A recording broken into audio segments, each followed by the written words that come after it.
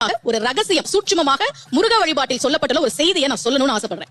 கந்தசஷ்டி கவசத்துல ஒரு வரி வருது, ஒரு நாள் 36 கொண்டு. அதாவது கந்தசஷ்டி கவசத்தை ஒரு நாளைக்கு 36 முறை படிக்கணுமா? படிச்சா 7 மணி நேரம் ஆகும். நான் படிச்சிருக்கேன். ஆனா கலியுகத்துல கந்தசஷ்டி கவசத்தை ஒரு நாளைக்கு 36 முறை படிக்கிறதுக்கு நேரம் இருக்காதுன்னு தான் அதுலயே சூட்சுமமாக ரகசியமாக ஒரு விஷயம் சொல்லப்பட்டிருக்கு. முருகனுடைய அருளால் நான் தெரிஞ்சுக்கிட்டேன். அதை நான் உங்களுக்கு சொல்றேன்.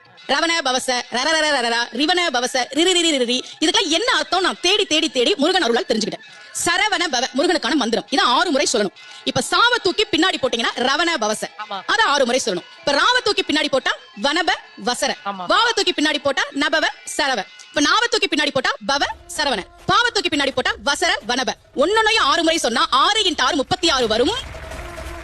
இப்படி சொன்னால் 5 நிமிஷத்துல சொல்லிடலாம். கந்த சஷ்டி கவசத்தை 36 முறை சொன்ன பலன் கிடைக்கும்.